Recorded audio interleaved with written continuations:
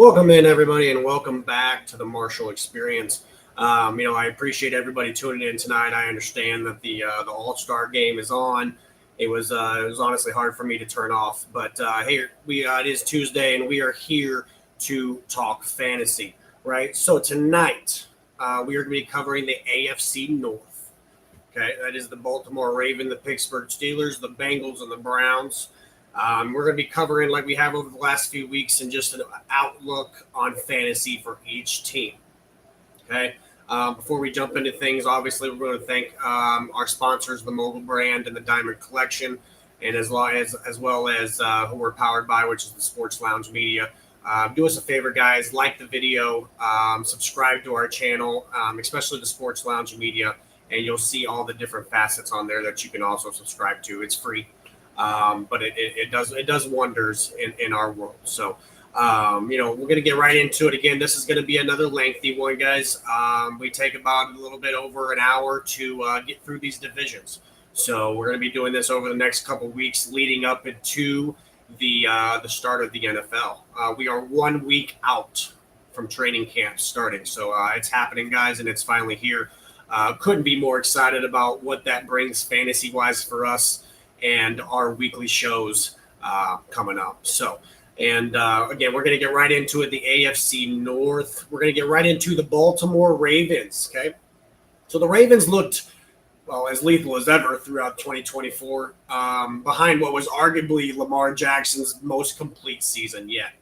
Okay, you throw in a terrifying Derrick Henry-led run game and a defense that seemingly peaked at the right time, right? And how could Jim Harbaugh and company not make it back to their first Super Bowl since 2012? Well, I have a simple answer in that, and it's Mark Andrews, at least somewhat, right? So the Ravens managed to drop a 27-25 heartbreaker, in Buffalo, despite outgaining Josh Allen and the Buffalo Bills 416 to 273 in scrimmage yards. It was another early playoff exit for the team with the NFL's second most regular season wins since 2018. Okay, so the Baltimore Ravens in 2024 were third in points per game at 30.5. The offense was humming, and the points per game against was 21, and they were ranked 9th in that.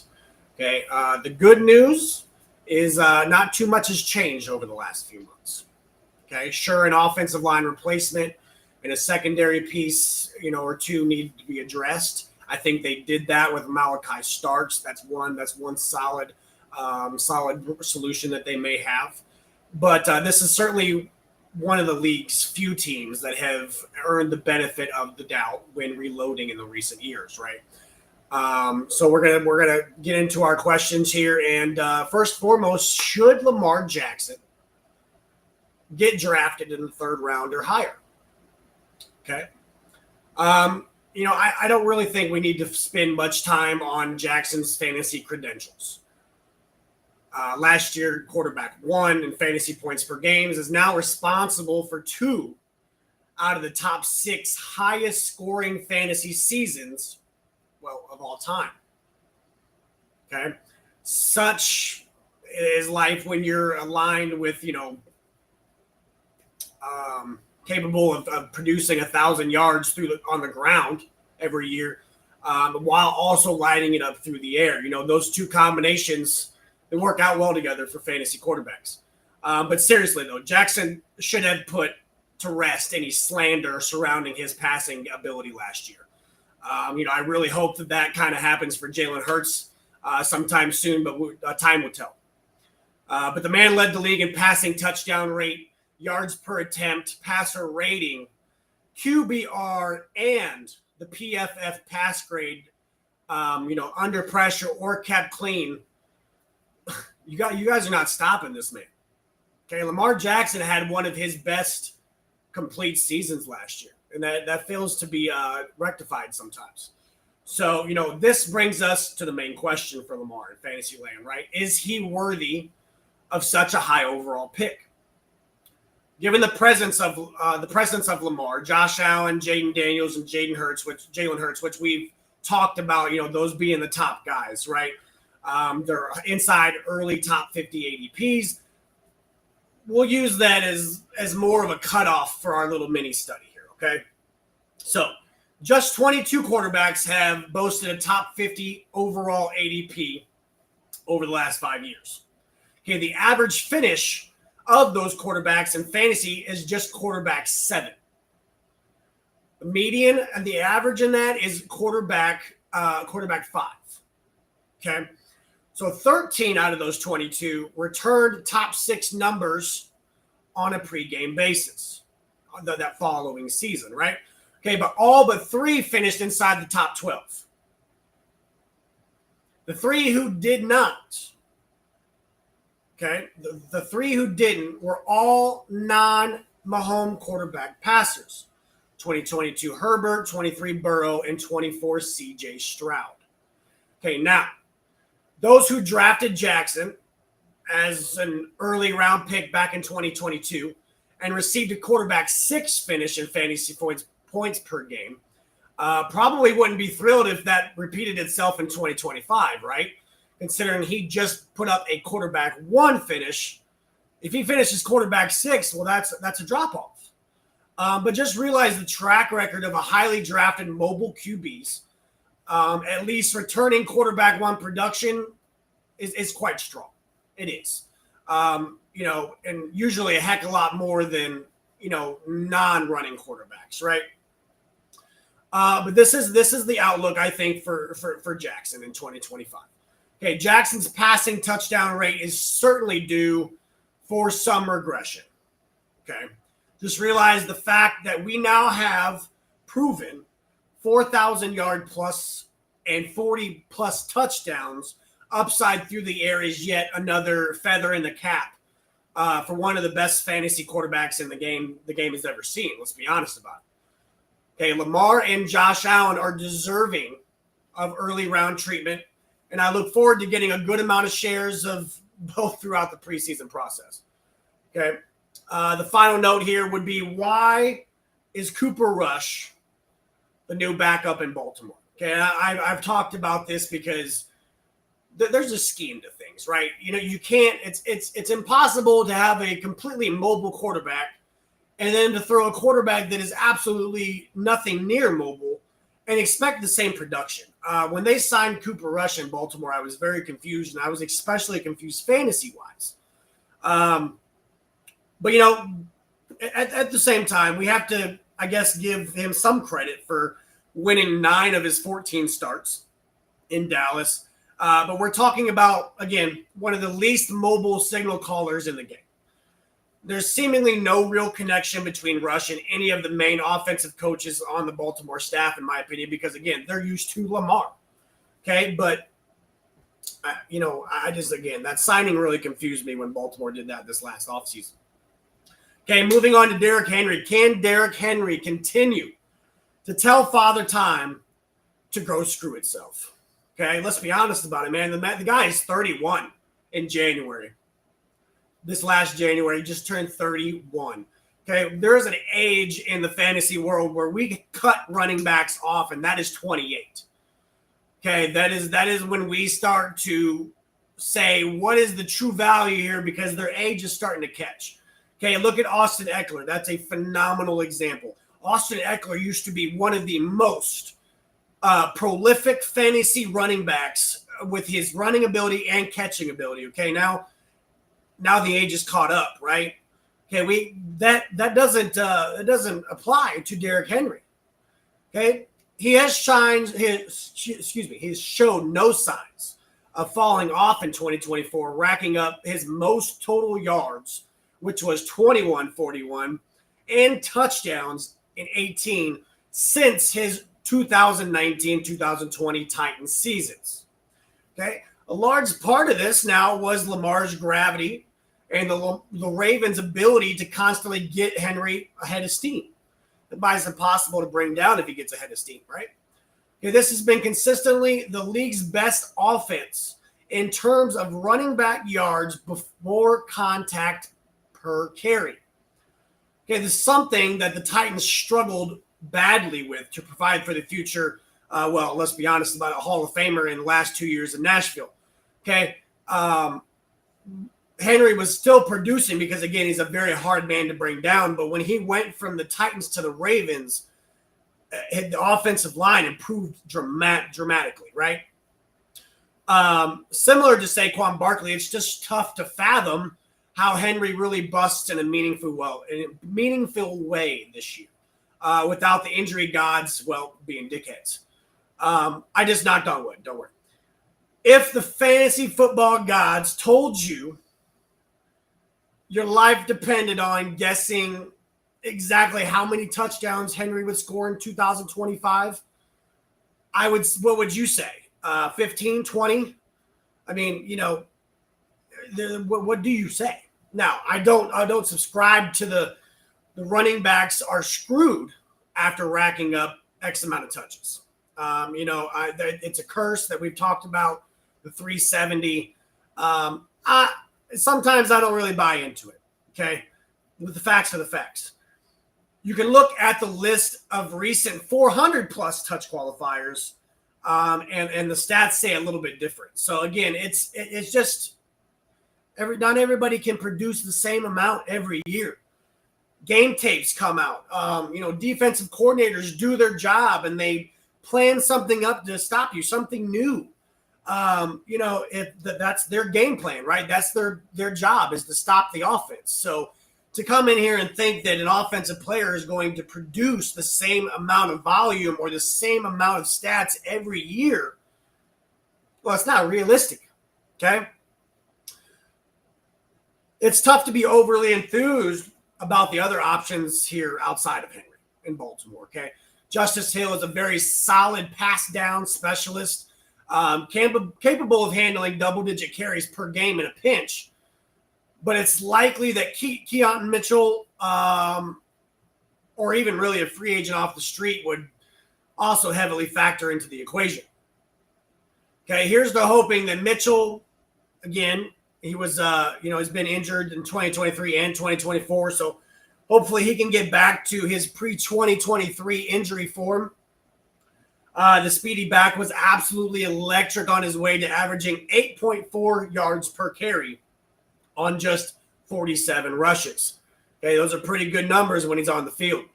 Now, what is Derrick Henry's outlook for 2025? I totally get prioritizing younger, also awesome running backs like Devon Achane, Ashton Genty, right, in round 2 of fantasy drafts. But fading Henry is essentially praying for an injury because it's very tough to wrap your mind around him busting as the workhorse back inside anyone's idea of a likely top 5 offense. Okay, age red flag be damned. I'm still going to get quite a few shares of Henry throughout draft season. Okay, we've seen time and time again that the man is a walking, talking exception to everything we know about running backs, and something that with their age. Like I said, there's that cutoff. And it does not apply to Derrick Henry. And it hasn't applied for the last 3 years. So, into the Ravens wide receiver room. How unusual was the Ravens 2024 wide receiver production? Okay. I truly believe that Zay Flowers is even better than what his numbers suggest. Okay. The man should be a legit finalist, in my opinion, for the future USA Olympic flag football team. The guy's a human joystick in the football field. The first round pick in 2023 is seemingly, always open. And, according to ESPN, is the 6th ranked over the past 2 seasons in said stats. Okay.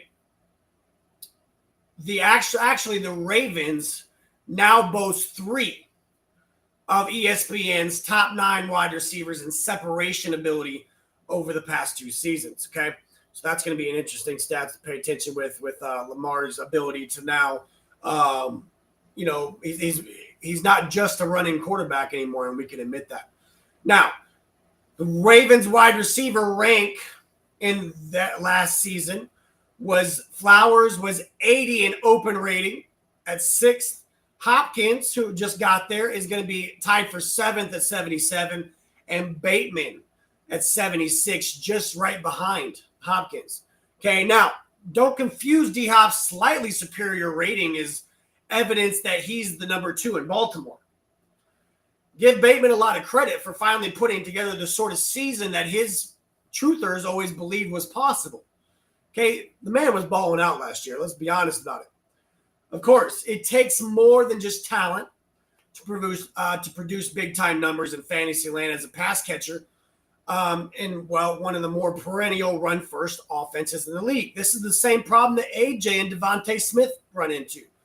When it's a run-first offense and you have a dual-threat quarterback and a legitimate running back one, your wide receivers and your tight ends hurt. Okay? Now, when it comes to the fantasy production from the wide receiver room in Baltimore, in 2019 was wide receiver 48 and wide receiver 88. From there, the best finish, guys, the best finish is 2021 at Marquise Brown, or Hollywood Brown is how he was back then, was wide receiver 23, and Rashad Bateman at wide receiver 59.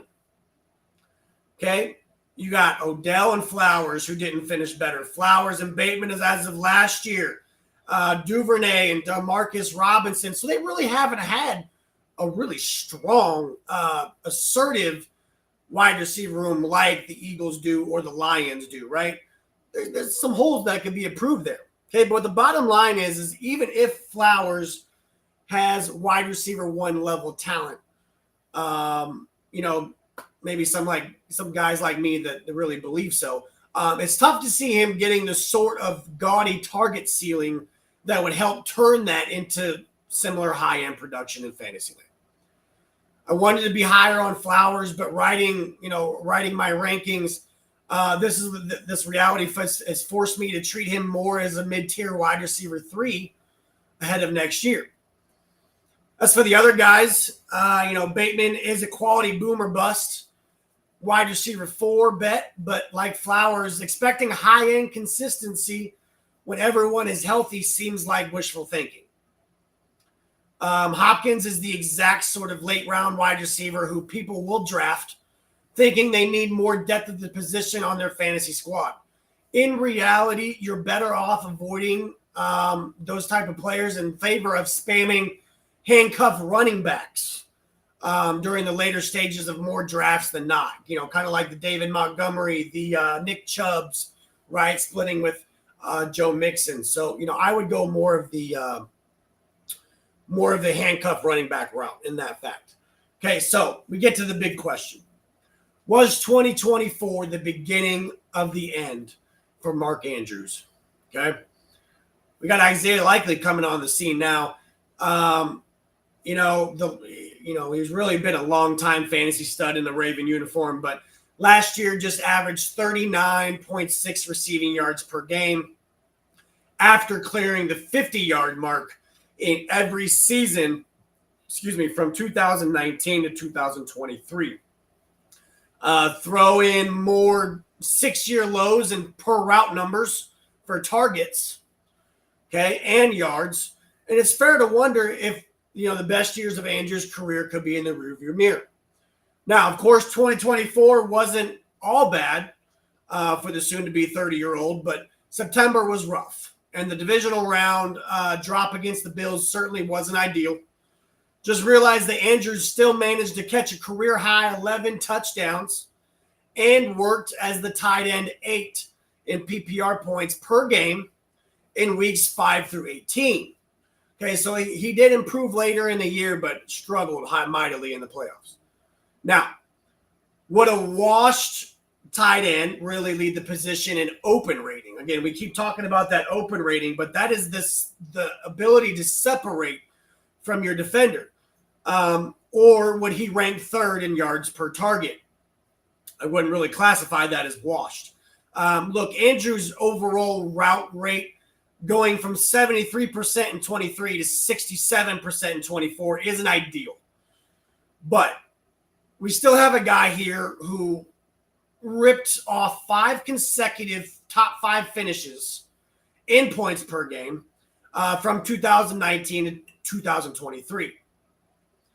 It sure seems possible that his, bad 2024 campaign that still produced top 8 fantasy numbers could be the floor.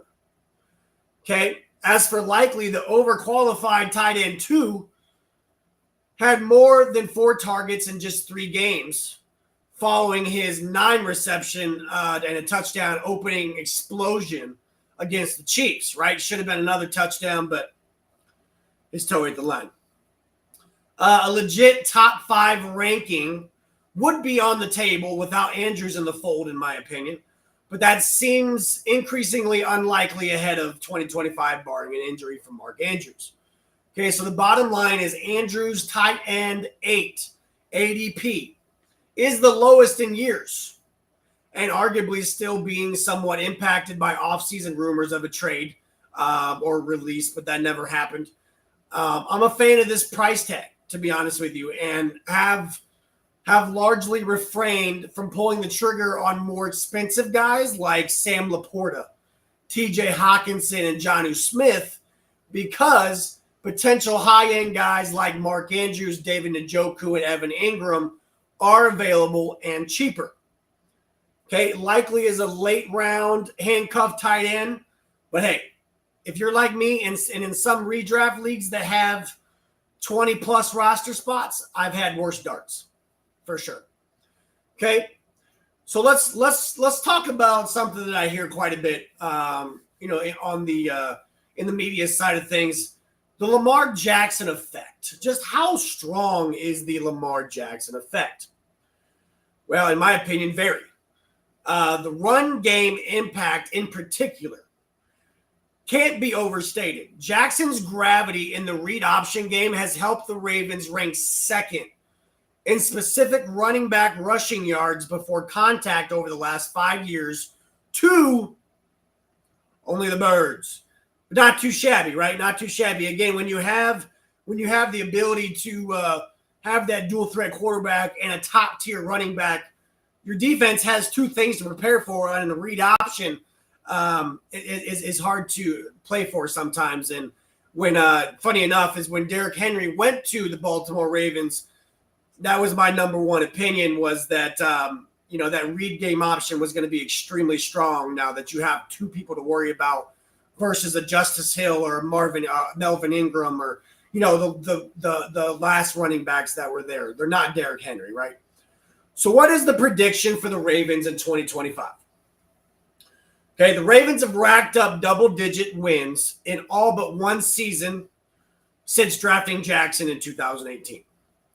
Back-to-back AFC North championships have each featured top 10 scoring offenses and defensive performances. Something that, again, seemingly fits on the table after the team managed to largely bring back most key parties, and I think that their draft was firmly strong. Ultimately, Baltimore again profiles as the most complete and best overall team in the division, in my opinion. Give me over on the 11.5 team wins. And my bold fantasy prediction, is that Rashad Bateman, builds off of last season, gets the consistency with Lamar Jackson, and breaks out with a 800-yard plus and double-digit scores for the Baltimore Ravens. Okay, next team we're going to talk about here is the Pittsburgh Steelers. All right. So, yes, Mike Tomlin continued the ridiculous 18-year streak. I believe it's 18 years of finishing with a record of 500 or better. Okay. Also, yes, the 2024 Steelers were never exactly a true force to be reckoned with on the gridiron, despite a 10-3 start and wins over playoff teams like Denver, Washington, and they beat Baltimore one time. Okay. Pittsburgh Steelers in 2024 were not so strong on the offensive side of the ball. Points per game were ranked 16th. Defensively, I feel like the Pittsburgh Steelers have always been strong, but the points per game against was ranked 8th. Okay, could have been worse, could have been better. Now, enter the 2025 season. Now, just Aaron Rodgers, right? New quarterback in town. High-priced DK Metcalf, and then now the rookie running back Caleb Johnson. What will that look like in a stagnant offense that is also dealing with some serious turnover on the offensive line? Okay, Pittsburgh is seemingly relying on culture, in my opinion, to achieve newfound team-wide success, which would come January. Now, what can we expect from Aaron Rodgers in 2025? Let's assume for a second that Rodgers will indeed eventually sign on the dotted line, which has already happened. On the other hand, Rodgers' best years of his career are certainly in the rearview mirror, in my opinion. He has already come out and said that this will be his last year in the NFL. Life wasn't easy for Rodgers when he was throwing the ball last season, despite having what sure looked like one of the league's best wide receiver duos on paper, right? In Davante Adams and Garrett Wilson. Now, on the other hand, that does not mean Aaron isn't capable of providing an improvement relative to what the Steelers have been dealing with, post Big Ben era. But the man still throws a rather beautiful Hail Mary, let's be honest about it, right?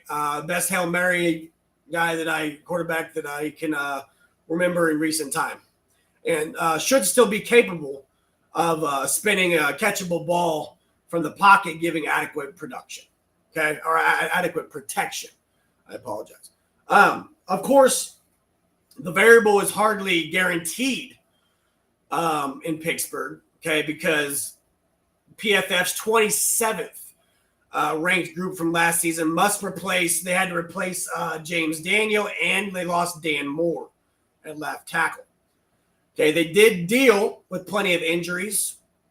We have to be honest about that, but just realize that this offense ranked 25th in yards per contact per rush and 25th in yards per contact with the pressure rate. Okay, that's about as nearly as bad as the situation Rodgers just left in New York. Okay, consider the Jets finished last year ranked 18th in that support cast rating, while the Steelers finished 19th.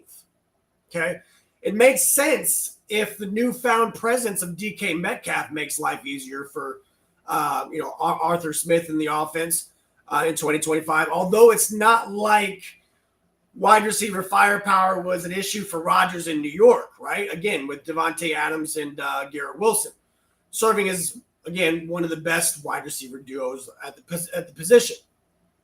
Here's my biggest concern, though. It was almost astonishing how bad things were for the Jets, even with the benefit of a good situation. Okay? Look for Rodgers to still manage to hit more than a few pretty good deep balls to Metcalf. I could see that. Arthur Smith has always done a good job with the play action deep ball.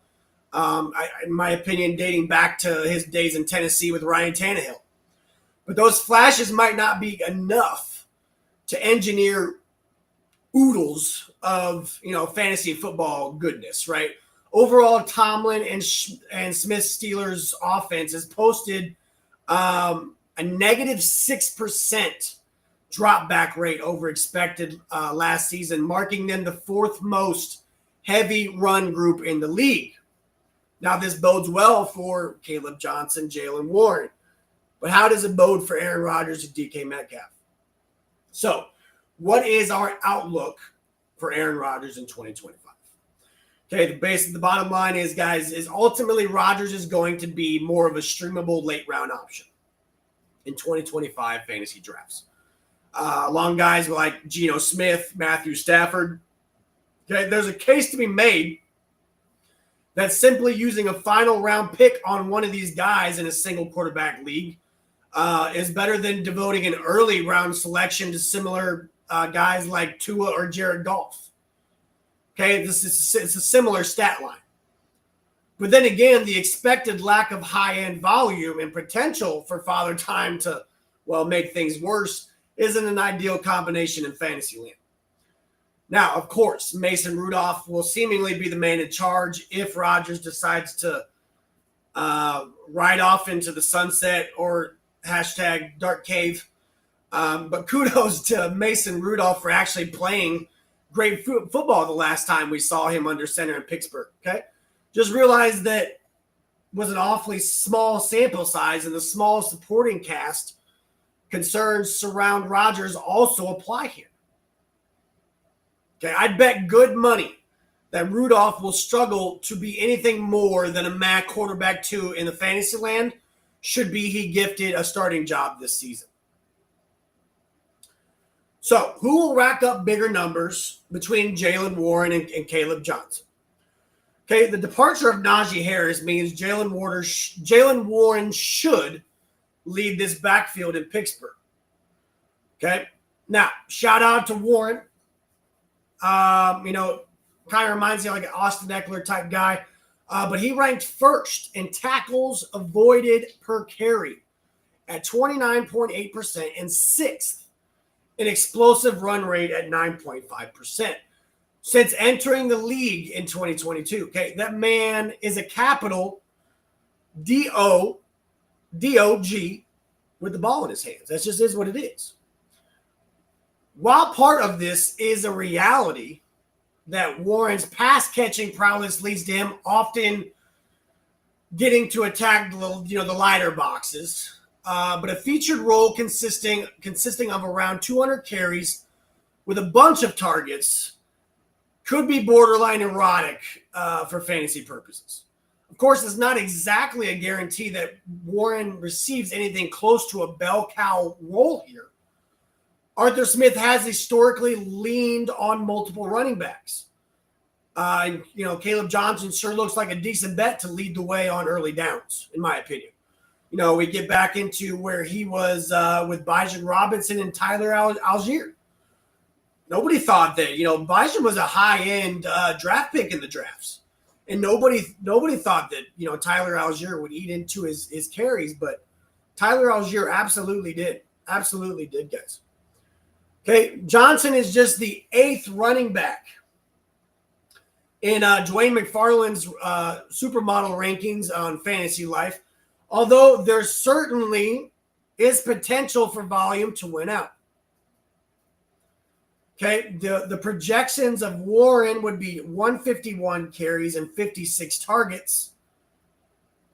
He would finish his running back 25, and Johnson would get the bulk of the carries at 222, but would only receive 15 targets during the year, finishing out at running back 29. Okay, so they do have Warren finishing 4 spots higher. So what is our outlook for Jaylen Warren and Caleb Johnson? Well, the bottom line is Johnson's fit and Smith's wide zone scheme is undeniably great. But I wouldn't be so quick to write off Warren as this backfield's most productive asset. Okay, after all, late summer hamstring and knee injuries have prevented the 26-year-old from working at his best throughout last season. Okay, he's seemingly locked in the pass down role and could provide some serious good PPR goodness where you get a point per reception, guys, with a stationary quarterback under center as an Aaron Rodgers, right? Aaron Rodgers doesn't move out. He's going to check down, and that works out for Jaylen Warren. 0 running back drafters should take grace in the fact that this backfield features 2 talents priced at running back 3s in an offense that figures to, again, be fairly run heavy. Again, this is a Mike Tomlin and Arthur Smith offense. It is going to be run heavy. They need to be able to help Aaron Rodgers play a full season. Okay, I've been comfortable taking shots on both backs during the early offseason drafts before this, but do prefer Warren now thanks to the pass game upside. Okay, is DK Metcalf poised for his biggest workload yet? Okay, Metcalf signed a 5-year, $150 million contract, with picture making him tied with 5th in terms of annual earnings at the position. Not too shabby for a 27-year-old veteran who has caught the 5th most touchdowns at 48 and racked up the 11th most yards, just over 6,000 at the position since entering the league back in 2019. Okay, the former Seahawk functioned as a bit of a boom or bust wide receiver last year. He worked as the wide receiver 14 in points per game at 15.7 with a solid 23% target share during the first 7 weeks of the season. Okay, however, from weeks 11 to 18, after returning from injury, he dropped down to 10.7 points per game, and his target share also went down 3%, resulting in a wide receiver 43 finish during those weeks. Perhaps it was the midseason MCL injury that knocked down Metcalf's number. But the emergence of JSN was another example of the veteran falling to completely dominant targets in his own offense. Okay, we knew here at the Marshall Experience, if you've been following us since last year, we knew JSN was going to eat into this Seattle's offense. The guy is ultra talented. I felt like it was another Puka Nacua situation, how he forced out Cup. And now JSN is forced out DK Metcalf. Okay, while neither Geno Smith or Russell Wilson should have exactly been confused with Tom Brady during those years, right? But guys like JSN and Tyler Lockett still found ways to earn more pass game opportunities. Now, this is pretty wild considering Metcalf is a capital beast, right? I mean, you would think if he's on your squad, he's the guy.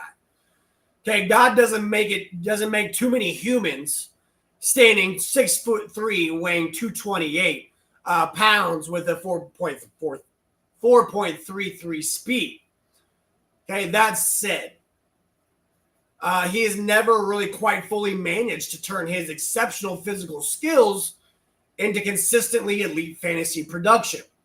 Okay, these are Metcalf's points per game since entering the NFL. Rookie year, wide receiver 41, followed by wide receiver 10, which will be his highest finish in 2020. Then it was followed by 22, 25, 22, and last year a wide receiver 31 finish. Now, of course, Metcalf figures to face less competition than ever in Pittsburgh, right? As there are really only 3 players who could be called anything close to target competition at this point. Robert Woods, Calvin Austin, and Roman Wilson. Okay, so what is the outlook for all of these wide receivers as a whole? Bottom line is I'm cool with buying Metcalf at his current ADP at wide receiver 28. That's exactly in line with the boom or bust wide receiver 3 profile that he's exhibited essentially his entire career. Otherwise, I'm only inclined to throw literal last round darts at Austin or Roman Wilson on needy wide receiver rosters. Okay, there are better options at the position than complementary options. With their best case scenario featuring a 41-year-old veteran leading a run-first offense. Again, I cannot bleed that enough for you guys.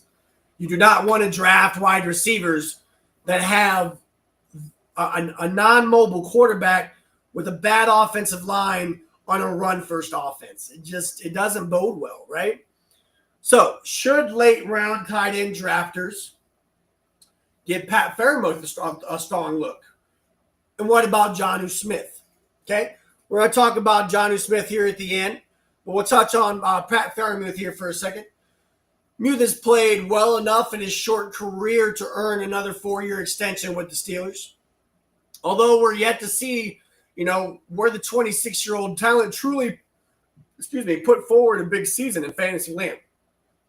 His points per game since entering the league in 2021 has been 16, 11, 28, and 14. Tight end 28 finish is tough, guys. Very, very tough considering there's only 32 starters in the league. Okay, now, Muth did average 10.7 points per game, which was tight end 12 from week 7 to week 18 with Russell Wilson under center. It seemed that he more struggled with Justin Fields under center last year, But that doesn't exactly seem like the sort of ceiling outcome we should be hoping for in fantasy land.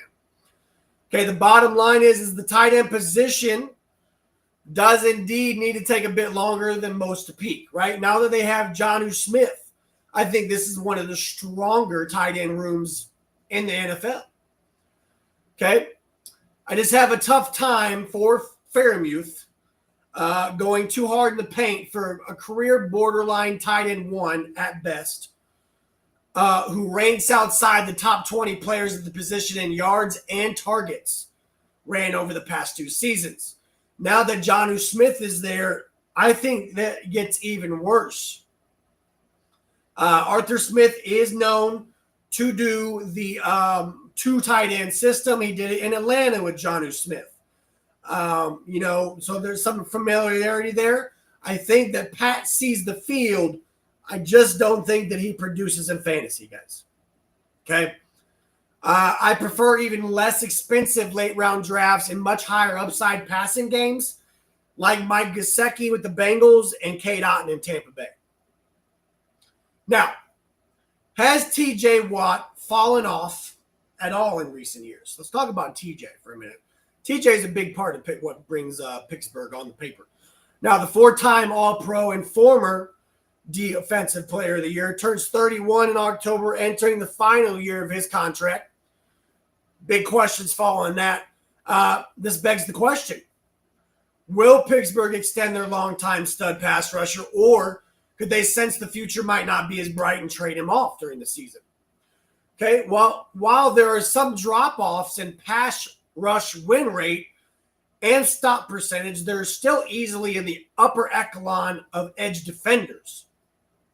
And Watt was PFF's 3rd highest graded player at the position, only behind Aiden Hutchinson and Myles Garrett, who are quite often in the conversation for Defensive Player of the Year. Okay, verdict is, well, Watt remains very good at football. There's no doubt there. Prediction. What is the prediction for these Steelers in 2025? Vegas is daring enough to, set the betting market to go against Tomlin's entire identity by setting their win total at 8.5. And you know what? I'm doing just that. Give me under 8.5 wins for a Steelers team with less hope than ever. I think on the offensive side, with an aging defense that ranked just 18th in EPA allowed points per play during the second half of last season. They just got rid of Micah Fitzpatrick, guys. Micah Fitzpatrick was a big part of that defense. Now you bring in Jalen Ramsey. They're going to apparently move him to safety, which leaves Joey Porter Jr. out on his own island out there. And I think this defense really does take a step back. Offensively, I just have to see it. I think that, again, an aging quarterback, a bad offensive line and rankings, a wide receiver room that is really highlighted by a wide receiver 3 DK Metcalf in fantasy, and 2 running backs that we don't really know what's going to happen with. Okay? But my fantasy football bold prediction is that Jaylen Warren emerges as the most productive running back out of the 2 and puts up top 20 numbers in full PPR formats. Again, that would be where you guys get a point of catch. I think Jaylen Warren is going to be one heck of a check down this year for Aaron Rodgers. Okay, next team we're going to talk about is the Cincinnati Bengals. And in my opinion, the 2024 Bengals were one of the more entertaining squads in recent memory, thanks to their ability to score with, anyone, and also their inability to stop anyone. Okay, the Cincinnati Bengals in 2024 were ranked 6th in points per game, and that was a shocker to me. I figured they would have been higher, but at 27.8 points per game. But the defense, points per game against, was ranked 25th at 25.5 points per game. You imagine their offense and how good it was, averaging 28 points per game, but their defense is allowing 26. And, sometimes the offense is running into a buzzsaw. They're running into a top defense and needs that defense to step up, and it never happened.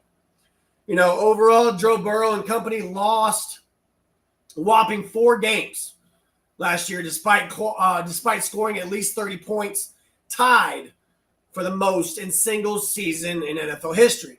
Now, fast forward to present day, and this group once again looks ready to honestly light up the scoreboards, even if the defense, again, sure looks rather meh on paper, okay? This brings us to our questions about the Bengals. Now, does Joe Burrow deserve to be prioritized over cheaper pocket passers? Okay, last year, Burrow scored a whopping 92% of his fantasy points through the air. Okay, the only other top 12 quarterback with a sub 10% rushing production were Jared Goff and Sam Darnold. Okay, now this isn't necessarily a bad thing. Okay, we've talked about that dual threatness, but again, this isn't a bad thing. Fantasy points count just the same, regardless of whether they're scored through the air or on the ground. Burrow has also probably earned the benefit of the doubt at this point, as his only post-rookie season was due in large point to an early season calf injury, and then the season-ending November wrist injury in 2023. Okay, the Burrow fantasy points per game by year. His rookie year, he was quarterback 3, guys. Quarterback 3 his rookie year, and then fell off to a quarterback 23 in 2023 due to injuries, but has maintained 2022 was quarterback 4, kind of fought back there, but has kind of gone back to the middle of the pack. 2021 was quarterback 10. 2020 was quarterback 16. So he's aggressively gotten better during those times. A mobile Burrow is a huge problem for, pretty much any defense to deal with, but some quarterbacks never manage to feel comfortable stepping up in the pocket when pressure arrives. Okay, well, Burrow, he kind of sprints into the danger, to be honest. Ultimately, Burrow joins Patrick Mahomes, Drew Brees, and Andrew Luck as the only quarterbacks to average at least 275 passing yards per game with 50-plus career starts, okay? Critiques over his sack rate are a bit overblown, especially considering the largely bad offensive lines that have been protecting him, right? It's not really his fault. But what is Joe Burrow's outlook for 2025 for the Marshall experience? Well, this is the league's reigning most pass-heavy offense in terms of drop-back over expectation rate. Current projections due to Fantasy Life have Burrow leading the league in total pass attempts, yards, and touchdowns. And I couldn't agree more.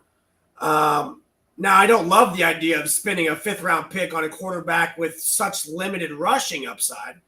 But the reality that you'll already know if you have one of his stacking buddy wide receivers in T. Higgins or Jamar Chase, that makes it a bet I'll still make more than a few times this summer making that duo happen, right?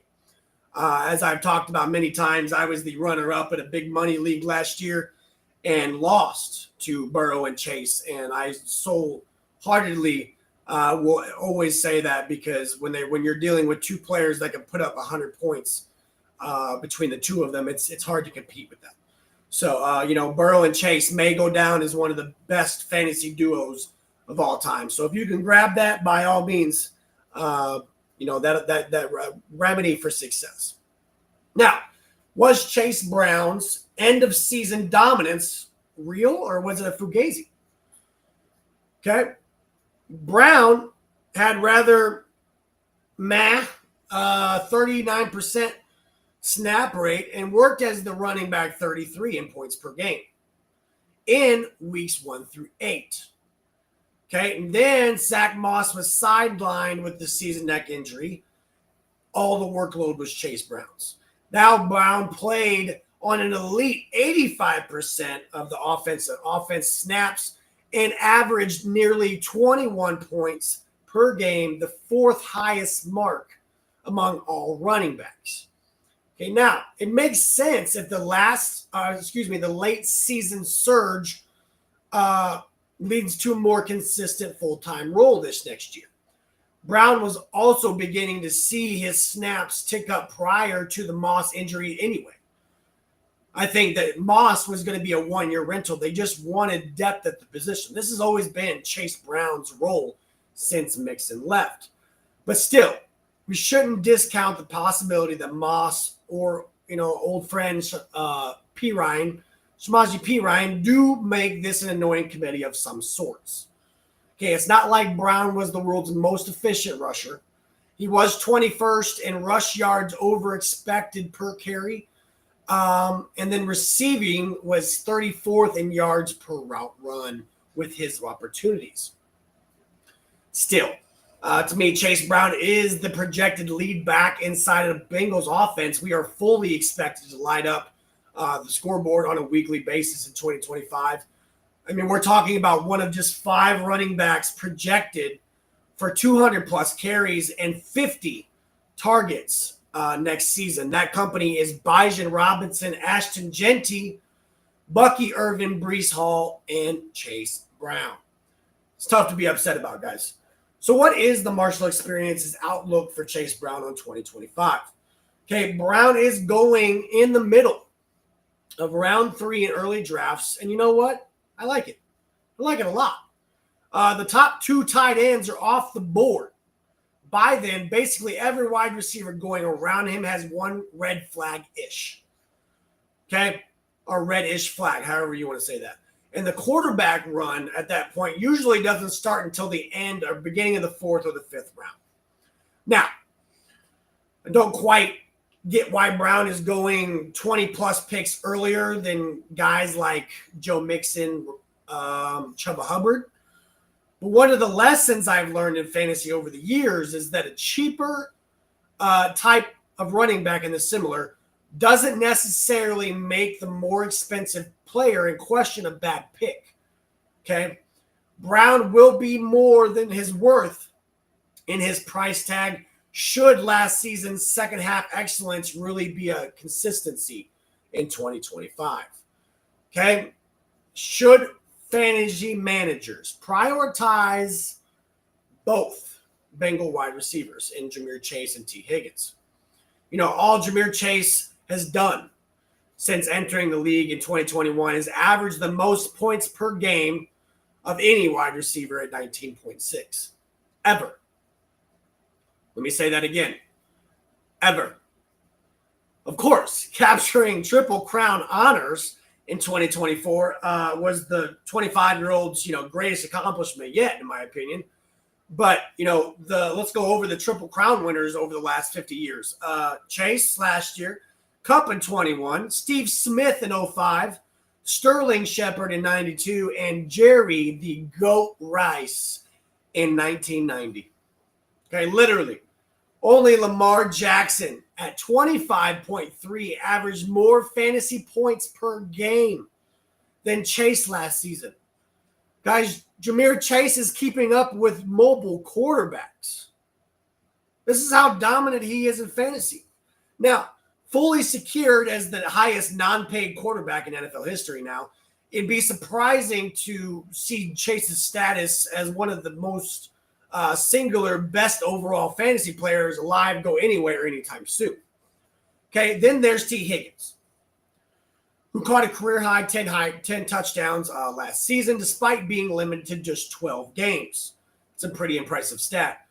Injuries have unfortunately been par for the course here in recent years, as the 26-year-old veteran has missed 10 total games over the last 2 seasons. Okay, health has been a concern for T. Higgins.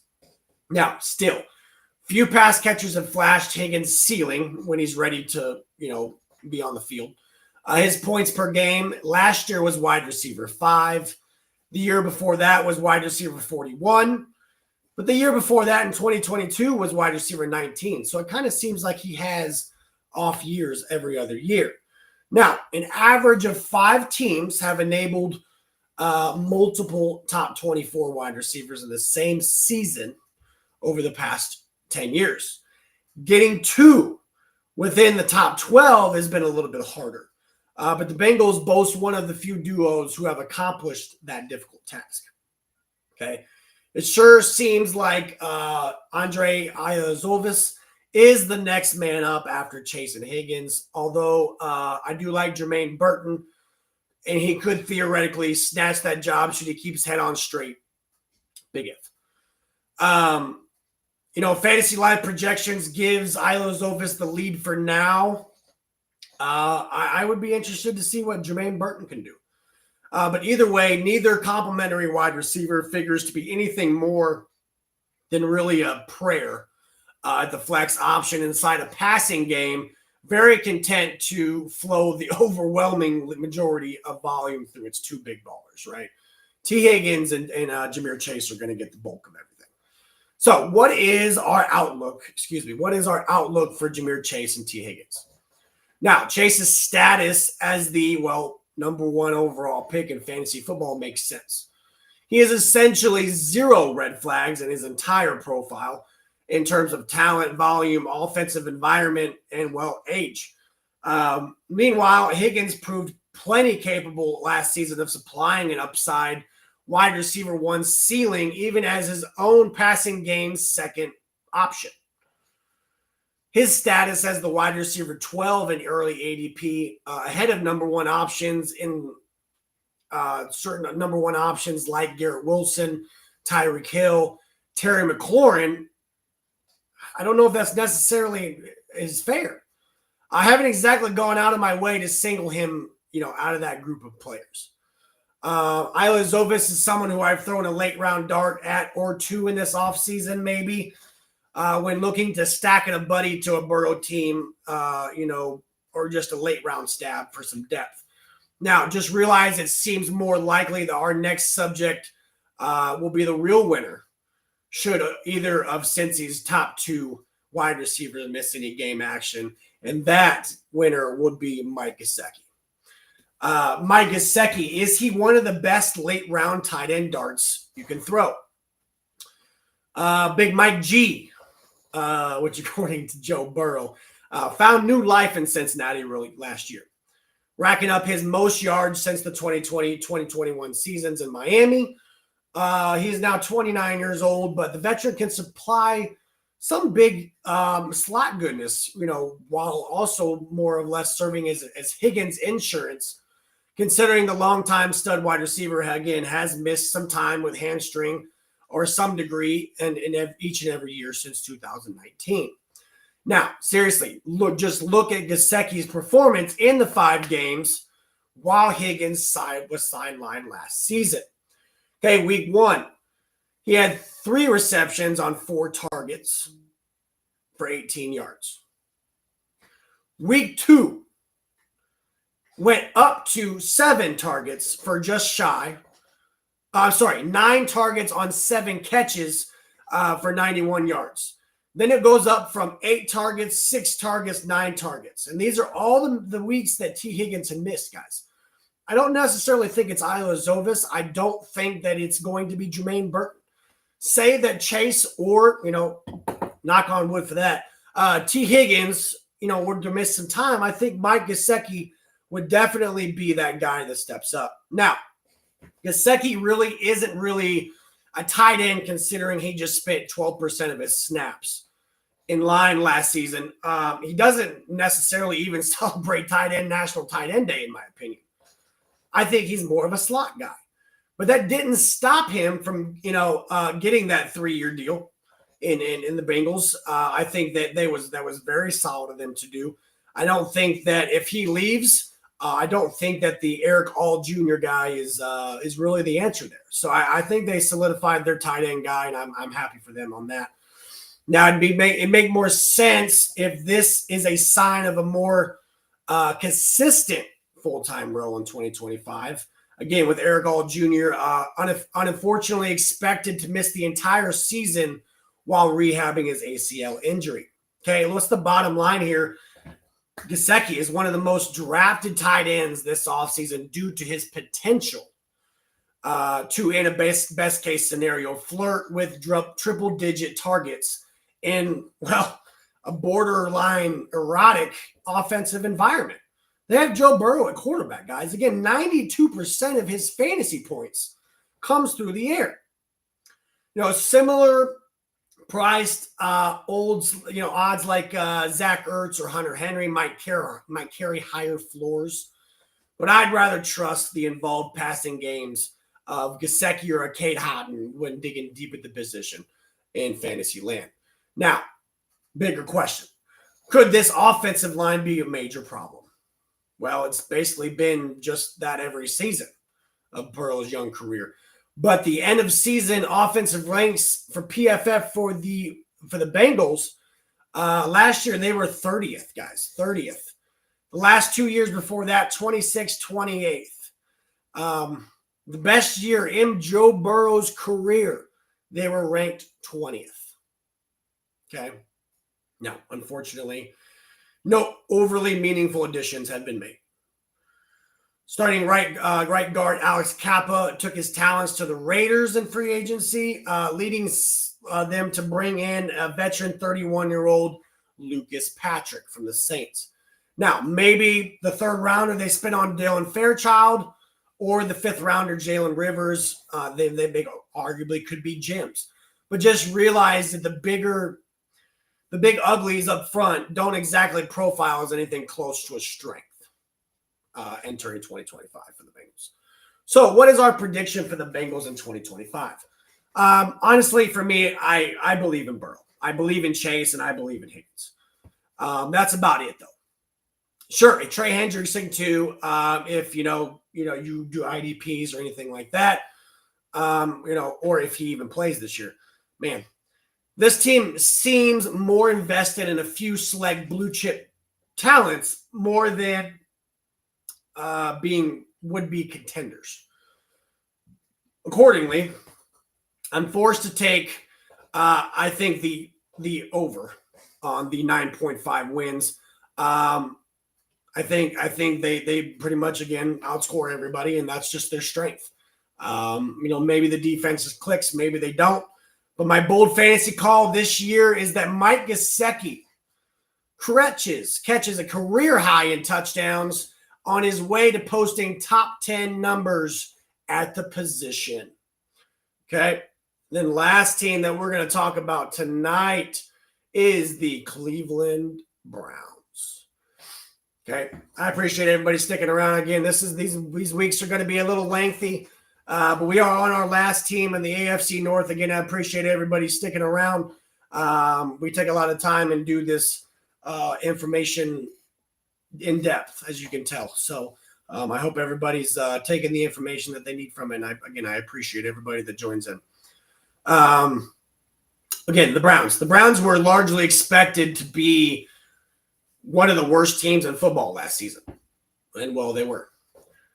Sure, the Jameis Winston second half stretch was a lot of fun, right? We had the Snow Bowl game, which was a movie. I swear, watching that game, it was like a movie. They did produce AFC North wins over the Ravens and the Steelers. But just realize that pretty much any team-wide stat will tell you that this was a pretty terrible squad. Okay. Cleveland Browns in 2024 in points per game was ranked 32nd, last in the league at 15.2. They were 32nd in EPA per dropback as well. Points per game against, they were 27th, and they were worse than the Cincinnati Bengals in defense last year, guys. Fast forward now to 2025, and it's honestly tough to be overly optimistic about an overly meaningful bounce back, right? Sure, the front office added more high-end draft capital to a defense that already had some, in my opinion, blue chip talent in the form of Myles Garrett and Denzel Ward. But, the quarterback continues to look like a massive question mark. And it's also not like the skill position rooms are exactly overflowing with elite playmakers. So, who will win what, in my opinion, is a sad excuse for a quarterback competition? Right? I think really the top two guys here, guys, is Joe Flacco, just because of the experience and Shedeur Sanders. I think that they appreciate Dillon Gabriel because of his IQ, because of his playbook ability. But what that screams to me is he's going to be wearing the headset, and he's going to be telling the quarterback, how really this play works. I think Shedeur Sanders is the better talent out of Dillon Gabriel. But hey, let's meet the contenders. Joe Flacco. Well, he's a 40-year-old veteran. Didn't quite build on his late season success in Cleveland with the Colts last year. But Flacco, I think, still looks capable of supplying enough Jameis-esque, don't give a shit goodness to at least sometimes produce some quality counting numbers. Even if expecting a full season of above average play is probably unrealistic, right? He's, I think, in my opinion, tentatively the favorite for quarterback one duties. Now, let's talk about the other guys real quick. Kenny Pickett spent 2024 backing up Jalen Hurts, winning the Super Bowl ring. Congratulations. I wouldn't say Pickett looked overly improved during his two brief stints under center, although give the ex-Pittsburgh Steeler, he ranks 6th in EPA per drop back if you drop the sample size threshold low enough. Okay. When he's on the field, sure, I'll give him credit where credit's due. But Dillon Gabriel, the Oregon product, was rather shockingly, in my opinion, selected round 3, and presumably has the leg up as the maybe possibly the overall rookie signal caller. Give him credit for tying the college football record for career passing touchdowns in 155. He must be doing something right. I mean, he's throwing for the most in Oregon history. That said, there's a problem that, he does have a short stature, in my opinion, at 5'11", with below average speed at 4.79 40-yard dash, but does have, at best, subpar arm strength. Now, Shedeur Sanders, my pre-draft comps for Sanders after watching some film, I would say that, Jacoby Brissett, in a nice way, 35-year-old Russell Wilson, maybe if the best parts of Sam Howell and Gardner Minshew are combined into one person. Sam Darnold with average arm strength and Courage the Cowardly Dog. Guess what? Each of those types of players is good enough to be an NFL quarterback. I just named NFL quarterbacks. The lack of overwhelming physical traits makes each not exactly the sort of franchise changer who warrants the benefit of the doubt. But for fantasy purposes, Flacco winning this job seems like the best case scenario for an offense as a whole. After all, the man led Cleveland to 19, 31, 20, 36, and 37 points while throwing for 13 scores in his 5 regular season starts back in December when last with Cleveland. Now, again, this is in 2023. But again, guys, he does have Jerry Jeudy. He does have some rookie running backs. Quinshon Jenkins, well, that's time to tell. But Dylan Sampson's no slouch. Okay, still, it'd be pretty surprisingly if Joe Flacco is the only man in this quarterback room to draw a start this season. Whoever is still updating that, is still rocking that OG Browns Tim Couch quarterback jersey, you better get some room ready because I'm telling you, it's going to be a whirlwind this year. So what is the quarterback fantasy outlook? Okay, the bottom line here is, guys, I recently completed an early summer 20-round Superflex redraft and picked Flacco in round 20. Okay, maybe Joe Flacco can tell Father Time to F off for another few months, but even then we're looking at a pocket passer inside an offense not exactly expected to light up scoreboards. Okay, Vegas believes that this will be the worst group in the league behind a supporting cast that ranked 31st last season. Now, as for Sanders, I just have a hard time fully buying into pretty much any young quarterback without a defining high-end physical trait. Especially when work still needs to be done with more, in my opinion, mental processing stuff, like doing a better job avoiding sacks and drifting in the pocket. Perhaps this won't matter, and Shedeur emerges as the top, truly the elite Browns quarterback. Since, let's think about it. Bernie Kosar? Is that how far back we're going? But I won't be making any bets on that outlier scenario coming to fruition this year in the fantasy streets. Now, dynasties, Shedeur Sanders is probably a great taxi pick. Great taxi pick. So I want to talk about, because I wrote this before the whole Quinshon Judkins thing. Okay, so we're going to treat this as nothing happened and we don't know what's going to happen. Okay, because we don't. He could be suspended for 3 games, 5 games. He could never play football again. We don't know what the punishment's going to be. So we're going to treat this as, again, Quinshon Judkins will play this year. Ole Miss, he started out at Ole Miss, but finished out at Ohio State. He was selected with the 36th overall pick for the Browns to overly take over for the longtime Nick Chubb as the running back in Cleveland, right? On the other hand, there's a lot to like about Judkins as a prospect. I did comp him to a Marion Barber.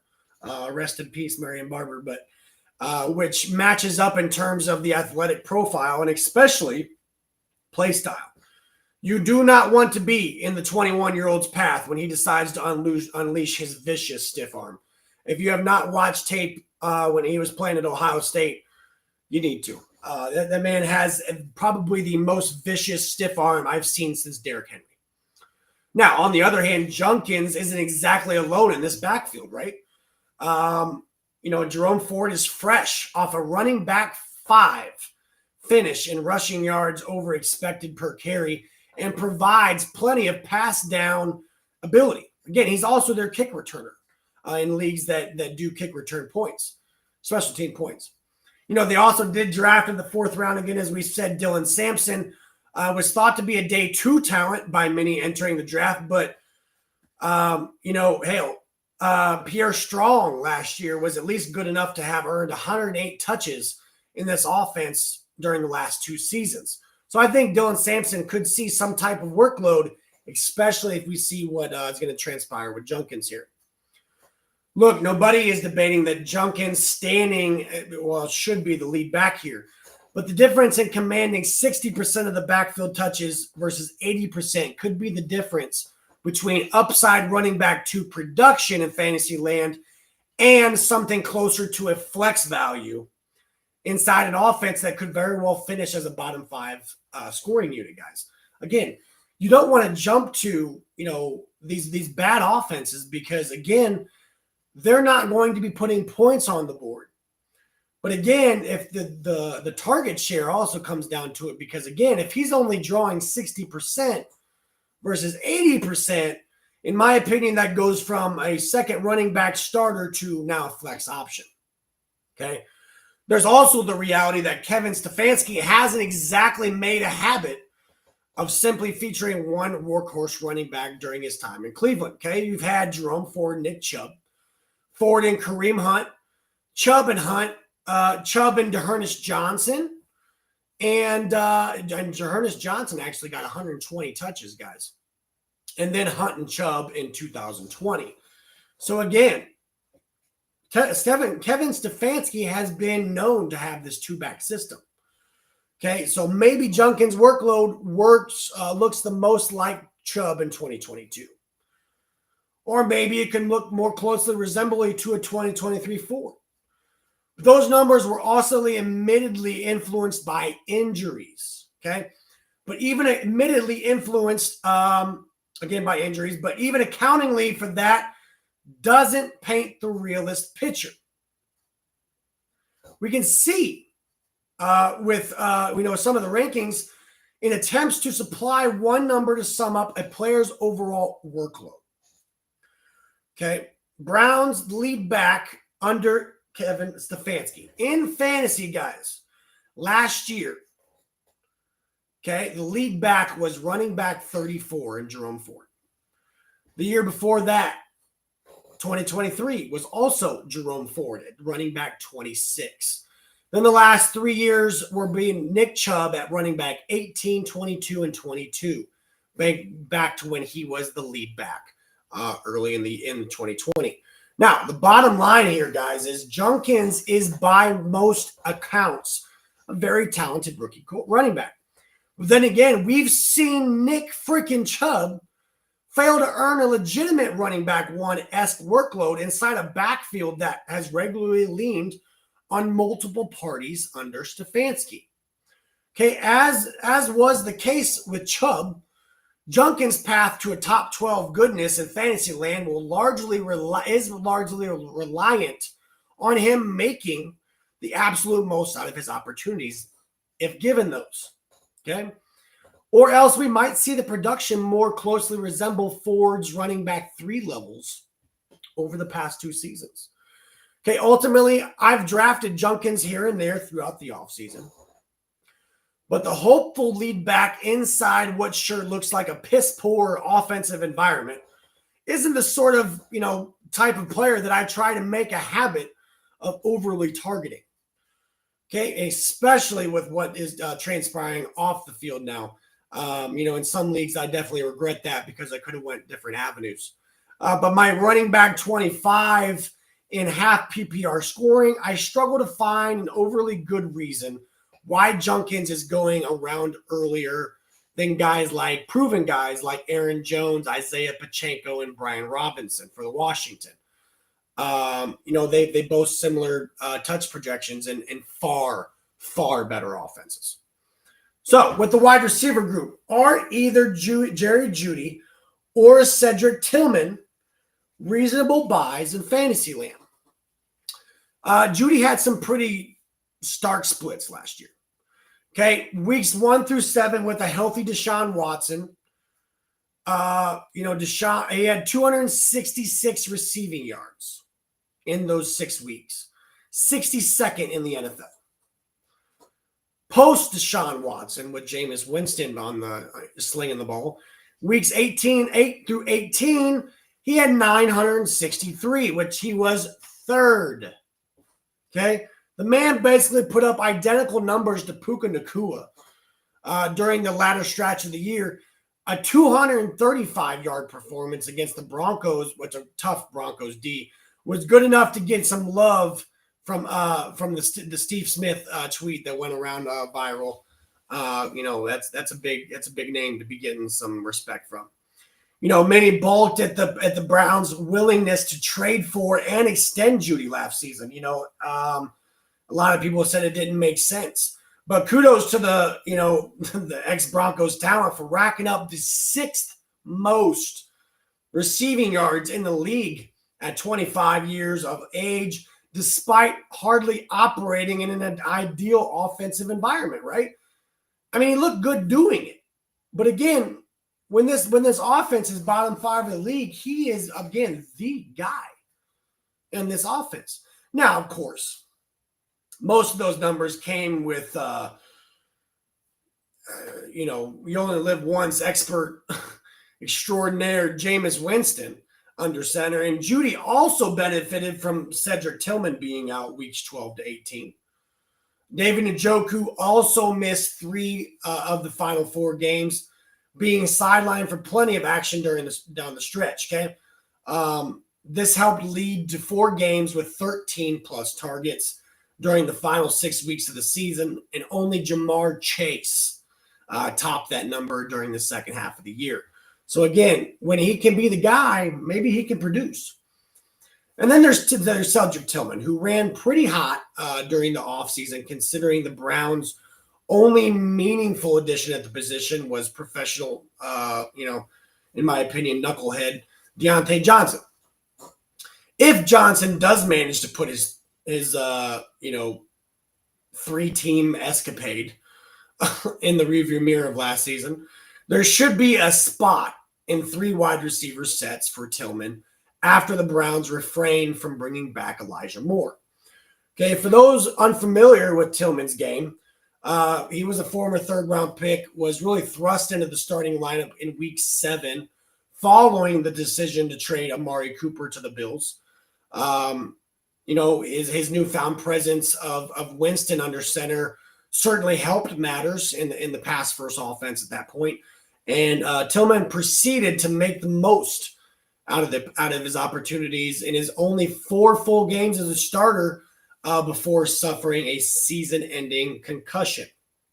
Okay, in those 4 weeks, guys, he had 8 receptions for 81 yards in his very first week, 7 receptions for 99 yards and 2 touchdowns with a wide receiver 3 finish.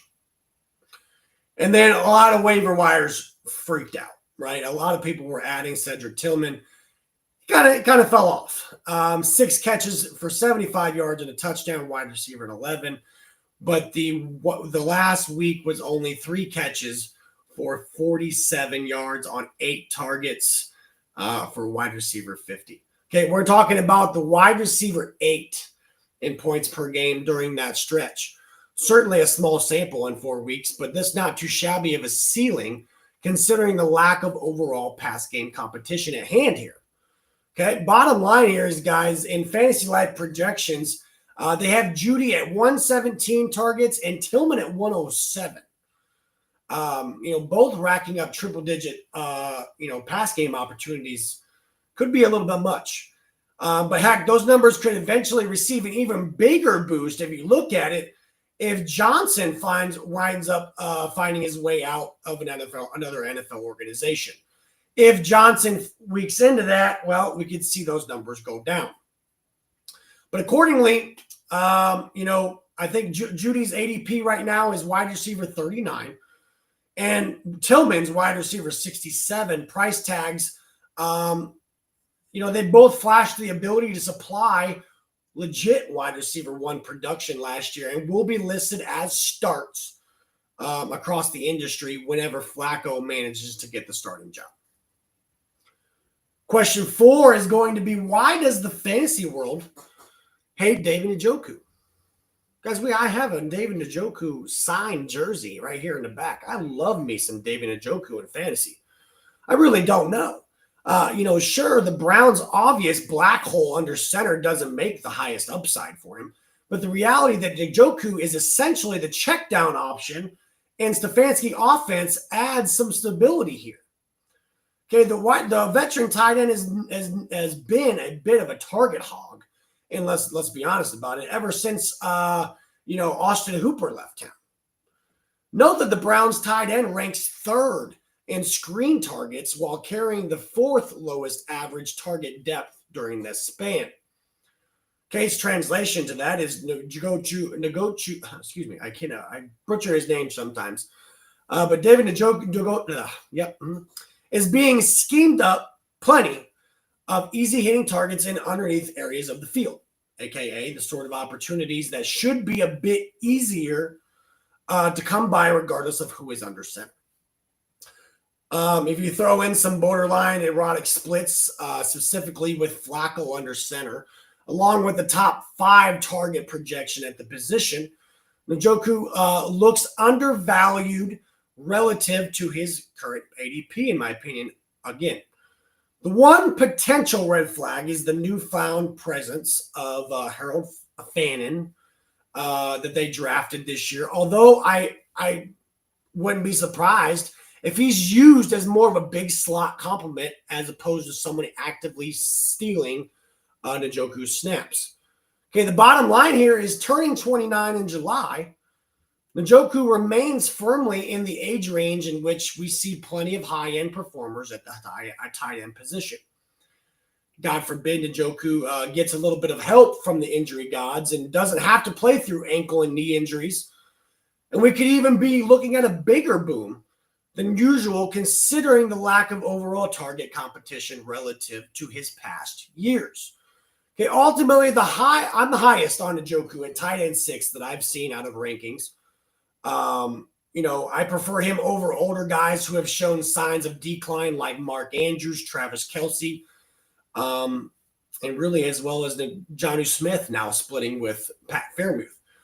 And then our next question about the defense, just how special is Myles Garrett? Well, if you don't think it's very, then you're wrong. So let's talk about Garrett's pressure rate among all defensive linemen with 300 plus snaps. Okay, his rookie year in 2020, guys, he was 23rd. Since then, he has been 6th, 2nd, and last year he was 1st. Throw in the reality that Garrett has regularly been double teamed as often as any pass rusher in the league next to TJ Watt. But it's more than fair to say that the league's highest paid defensive player on the per year basis deserves every penny, right? So what is our prediction for the Browns in 2025? The Browns join the Giants, Titans, Jets, and Saints as the only teams in the league with a win total of 5.5. You know what, guys? I'm going to have to go with the under on this one. The offense's likely status as a bottom 5 scoring group could also be complemented by the sort of high turnover number that cancels out a possibly strong season from the other side of the ball. As for my bold fantasy prediction, my last one for the night, David Njoku turns in his 3rd straight top 5 finish thanks to racking up more targets at the position than anyone not named Brock Bowers or Trey McBride. Again, guys, I appreciate everybody tuning in tonight. This is our conclusion of the AFC North. Next, on Thursday, we will be covering the NFC South, which is the Tampa Bay Buccaneers, Atlanta Falcons, Panthers, and the Saints. So we will be happy to see you back on Thursday. Again, thanks to our Sports Lounge Media and our sponsors, the Mogul Brand and the Diamond Collection. We appreciate everybody tuning in, and we hope to see you guys on Thursday. Thank you, and again, have a good night.